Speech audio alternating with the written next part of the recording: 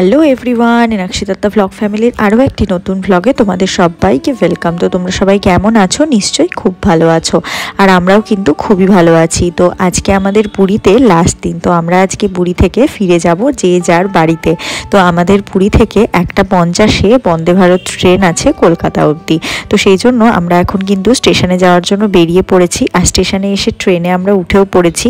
মাঝখানে আর কোনো ভিডিও আমি করতে পারিনি, কারণ ভীষণ ভিড় ছিল আজকে, ভীষণ ভিড় ছিল।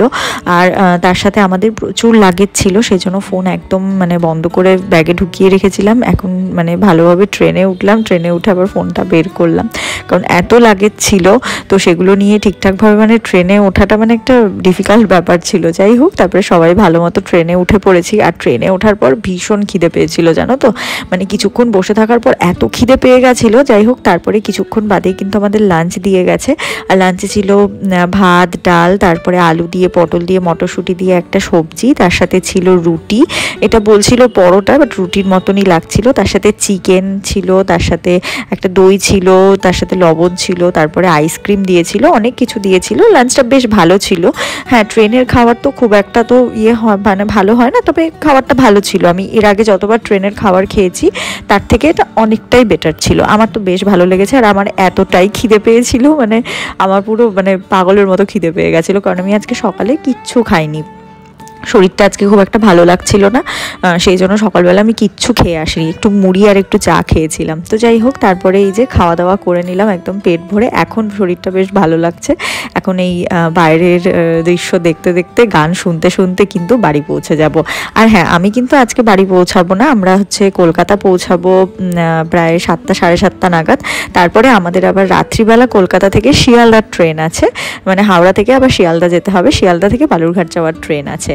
আর এখানে জায়গাগুলো এত সুন্দর লাগছে, যেতে যেতে দেখতে পাচ্ছি। আর জানো তো, লাঞ্চ তো দিয়ে গেছিলো একটু আগে, আর এখন আবার ওরা বিকেলের স্ন্যাক্স দিয়ে চলে গেছে। ভেবেছি এখন তো পুরো পেট ভরা, এখন কি করে খাবো। আমরা ট্রেনে উঠেছি 1:50-এ, আমাদেরকে 2:30, 2:45 সময় লাঞ্চ দিয়েছে। এখন আবার 4টে থেকে 4:30-এর মধ্যে আবার ওরা দিয়ে চলে গেল, স্ন্যাক্স দিয়ে চলে গেল। তো যাই হোক, এখন আমি খাবো না, এখন আমি একটা সুন্দর করে ঘুম দেব, পরে আমি উঠে খাবো। তো ওদের কাছে জিজ্ঞেস করলাম যে এমনি তো সবই রেডিমেড, শুধু চাটাই বানিয়ে নিতে হয়। তো বললাম যে আমাকে ওই গরম জলটা একটু পরে দিও। বললো হ্যাঁ হ্যাঁ ঠিক আছে, কোনো অসুবিধে নেই। তো এটা আমরা কি একটা স্টেশন যেন পার করছিলাম, যাই হোক জানি না। তো সেখানে একটু ভিডিও নিয়েছিলাম। আর এখন বেশ মন খারাপ লাগছে, কারণ এতদিন ধরে সবাই আমরা একসাথে ছিলাম, বেশ মজা করেছি। অনেক দিন পর আমরা এতজন মিলে ঘুরতে এসেছি, তো বেশ ভালো লাগছিল। তো আজকে যে যার মতো বাড়িতে। আর দেখো, এইটা কোন একটা জায়গা দিয়ে যাচ্ছিলাম আমরা, আর এখানটা দেখো পুরো বন্যা হয়েছে। আমি প্রথমে বুঝতে পারিনি, যখন গাছগুলো দেখেছি তখন বুঝতে পেরেছি ও বাবা, এখানে এরকমভাবে বন্যা হয়েছে। আসলে বৃষ্টি কিন্তু এবার খুবই হচ্ছে, তাই না? সেই যে ধরো বৃষ্টি শুরু হয়েছে কিছুদিন হলো, বৃষ্টি কিন্তু হয়েই যাচ্ছে। আর এই জায়গাটা পার করার পর এই যে ক্ষেতটা, এটা যে কিসের ক্ষেত আমি কিছুতেই বুঝতে পারলাম না, কিন্তু এত সুন্দর লাগছে দেখতে। পুরো কি সুন্দর করে করা জিনিসটা। তোমরা কেউ যদি চিনে থাকো আমাকে অবশ্যই কমেন্ট করে জানিও তো যে এটা কিসের ক্ষেত।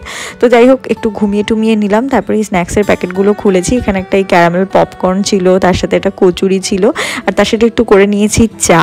এটা তো দুধ চা ছিল, দুধ চাই খাচ্ছি। তো বাড়িতে গিয়ে ভালো করে চা খাবো। এই কদিন সব কিছুই হয়েছে, খালি চাটা ভালো মতো করে খেতে পারিনি, জানো। বাড়ি থেকে মা চা পাতা এনেছিল, কিন্তু তাও জানো তো ওই বাড়ির চা পাতার চায়ের স্বাদ যেন একটা অন্যরকম।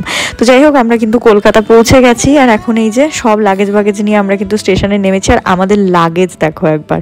আর সত্যি কথা বলতে আমরা 17 জন মিলে এসেছি, তো লাগেজ হওয়াটা স্বাভাবিক। তো এখান থেকে তো আমার দিয়া দিদিরা একদিকে চলে যাবে, আমরা একদিকে চলে যাব, এখান থেকেই আমরা সবাই আজকে ভাগ হয়ে যাচ্ছি।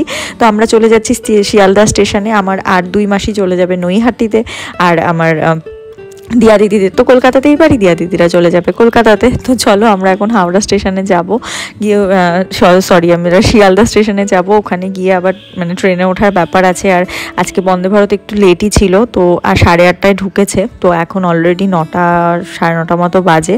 আর আমরা এই যে শিয়ালদা স্টেশনে এসে ঢুকেছি। আর তারপরে আর কোনো ভিডিও করা হয়নি।